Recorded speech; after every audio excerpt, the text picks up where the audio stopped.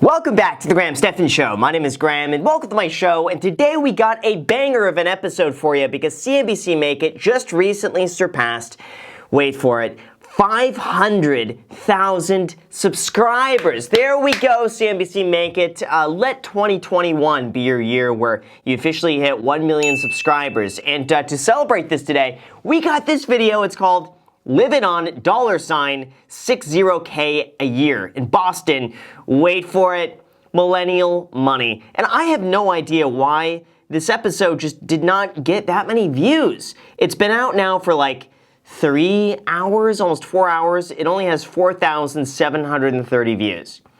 I don't know why. We got to figure out why this video has so few views, so let's give it some attention. Let's watch it. Let's smash the like button for the YouTube algorithm. Let's get your 2 free stocks down below in the description because both of those stocks are now worth at minimum $8. So if you want a free $16, use the link down below in the description. With that said, let's start the video now. My name is John Urquhart and I am 27 years old from Boston, Massachusetts. I make $60,000 a year and you are watching Millennial Money. I work as a full-time sign language interpreter, and on the side I teach American Sign Language, and I'm also a TikTok creator. Oh wow! That's a cool business to be in, especially on TikTok, because that's different. And he could do so many unique things with that. I could see him actually having a pretty good career on TikTok. Wow, that's really cool. Especially, by the way, he could then create programs to teach people sign language and just make some money from that. So that's pretty cool. Then we got John makes $4,000 a month pre-tax from his full-time job as an American Sign Language interpreter. And about $900 to $1,300 a month between Patreon and TikTok. Yeah, I bet TikTok, like I said, he could be pulling in some crazy views, some crazy numbers on there. My family definitely did not have all the money in the world. My mom worked as a crossing guard. My dad was a retired engineer. We lived on food stamps. We'd get about like $350 a month for me, my mom, my dad, and my brother. So that's $350 for food for 4 people. And that was a real struggle, so I learned how to really budget and get the necessities. Wow, $350 a month for 4 people. I'm curious now how that affected him and also what they ate. $350 a month. The food stamps may have helped, so maybe the actual budget was higher and it was subsidized a little bit. But still, for 4 people in a month, that's not a lot of money for food. I wasn't like the other kids. I didn't have an allowance. My parents didn't give me money to go school shopping. I bought all of my clothes to go back to school. I bought all of my supplies. Good for him. You know what? He's really a self-starter. He's buying things himself. He's self-sufficient. I see him doing well here. I downloaded TikTok in January and I was a little bit hesitant because I thought it was going to be like just a kids app. I was like, I'm not a dancer. I don't care about like doing music and stuff like that. And I saw other people doing more things than just dancing. And I was like, oh, wait, I could probably do something with sign language. I posted one video just to test the waters, and it got like 12,000 views and like 3,000 likes within like 3 hours. Wow. See, that's the thing. I've been trying to get into TikTok. I have been wanting to like it and wanting to go and make videos on it. And I have been. And it's been actually been going pretty well, but just something about it. It's just like hitting my head against a wall. I just can't seem to get into it. I'm trying though, so if you want to add me, just type in Stephan on TikTok. You could go and add me on there. I haven't posted in a few weeks. I'm getting better at it. I'm going to start posting a little bit more. It's just so tough for me to get into it. The best thing about dating anybody is that everything is 50% off. You go halvesies on everything. The electricity bill, the cable, furniture, everything is 50% off. It's lovely. That's really funny. That's really funny how he describes it like that. But yeah, there you go. He's found a way to save a lot of money and easy.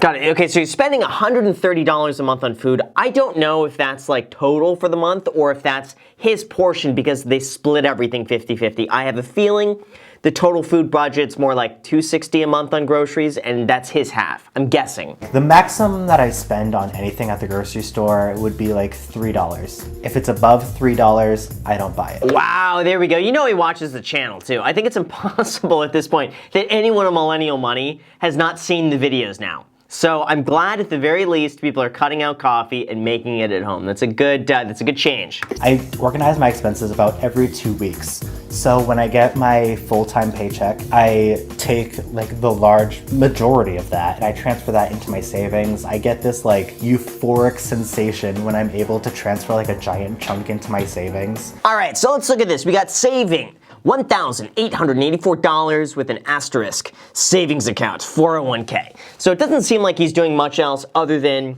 cash in a 401k. I would tell him if he's watching this, probably he's gonna watch this, Roth IRA.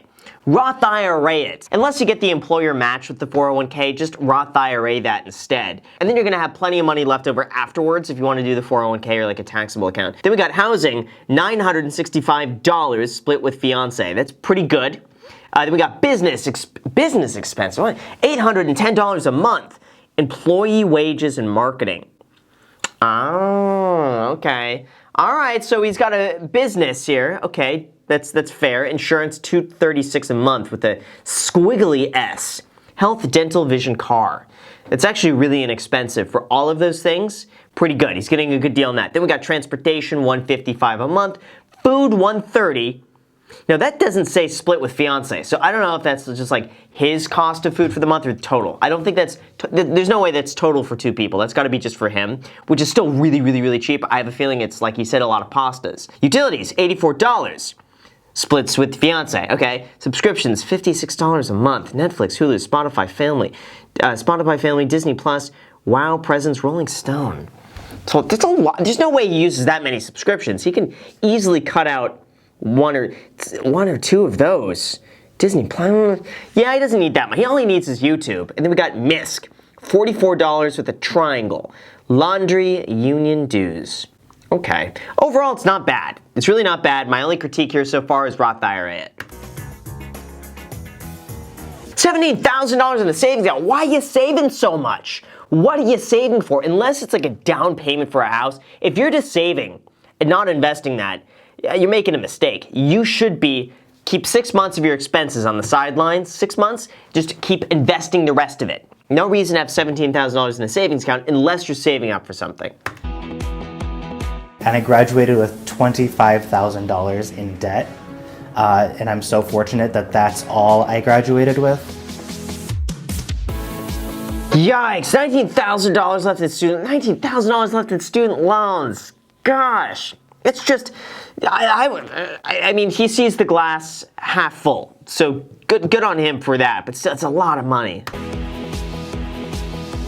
And I am currently just saving money, and hopefully by the end of quarantine and all that, I'll be able to pay off my student loans. He's put his student loans on pause, saving all the money in a savings account then, and then when he has to pay off the student loans, he's just gonna use those savings to pay off the loans. Maybe that's a good choice. I'd say if his student loans are above like 4%, he'd make a good choice by going and paying off those student loans. I started going on vacations and stuff like that. I was good. I wouldn't pay the airfare with the credit card, but I would put everything that I was doing on vacation on the credit card. Like we all do, we're like, we'll just pay it when we get home, whatever.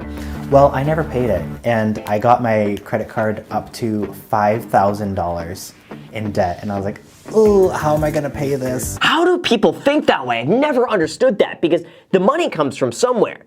How is it ever crossing someone's mind that like they get a credit card with a $3,000 limit, and they're like, oh, it's free money, I know. You have to pay it back. I don't get it. It's like going to your mom and dad, be like, hey, Mom, Dad, can I borrow $2,000 to go and spend on something? And you're like, yep, we'll give you $2,000, but you got to pay us back $2,500 in a few months from now. And you're like, okay, you got to pay it back. It's never free money, ever. You always pay it off in full by the time it's due. No exceptions. I saw my credit card statement, and then I looked at my bank account, and I was like, I have enough money in my savings to pay off this credit card. So I literally just did this spur of the moment, like Dave Ramsey, take this $5,000 from my bank and just sock it to my credit card. Now I am making sure to pay my credit cards on time. I have no credit card debt. There we go, that's a smart choice. At least he learned from it, he got that out of his system, and now he's gonna be good. During the pandemic, I started my sign language teaching service. I was like, I'm working from home, but now I have also all this extra time on my hands because I'm working from home. So how can I make money off of this opportunity? Ooh, what did I just say? At the beginning of the video, I told him, start a business teaching people how to do sign language. Get people in through TikTok. There we go. He did it. John uses Patreon, a membership platform for creators. Why doesn't he just start it sounds weird, it sounds bad to say, why doesn't he just start an OnlyFans or like something else, or create his own membership website? Not like that, guys, not like that. But I'm just saying some other platform. It seems like not a lot of people like Patreon for whatever reason. I've heard some complaints about it. But some of these other membership sites where you could go and teach people and interact with them, I think could be a lot better. I hired 3 deaf teachers to teach sign language. Because me as a hearing person, I don't want to be the resource for sign language. I'd rather have people teach with their native language. That's good for him. I'm glad he's delegating some of that out. And that way he can focus on what he's good at, which is making like TikTok videos, getting people in, and then from there he could outsource everything else. I did want to become a licensed real estate agent, just so I could also get into real estate investing. My ultimate goal down the line is to start investing in housing and real estate and be able to build some passive income for myself. Oh yeah, I for sure watches the channel. Everyone should get the real estate license, by the way. It's so easy to do. You can take like 99% of your classes online, your spare time. Just go and get your license. Google how to get real estate license in, and then put your state there. Take one of the courses online, and then all you gotta do is study for a state test, and that's it. Anyone could do it. Just get it, and that way you have it. Can't hurt. Right now, my focus is to keep my full-time job, have multiple streams of income. I want to be able to not only make money, but also pocket away money for the future, because I want to be able to provide for my family more than I was able to be provided with when I was younger. Good on him. You know what? I like it a lot. Smart guy. My only complaint with him is didn't hear anything about a Roth IRA. He's saving maybe a little bit too much money unless he's using that money to pay down his student loans, in which case I could accept it. But besides that, he's doing a great job, and I think he should continue growing the TikTok business. I think that is probably where the real opportunity is right there, and he should focus on that. And trying to think what else. That's really it. I don't know why this video did not get that many views. CNBC make it. You gotta do crazier things. That's what I'm noticing right now. Like, you cannot show anybody between the income brackets of, I wanna say like 40 grand to 200,000 a year.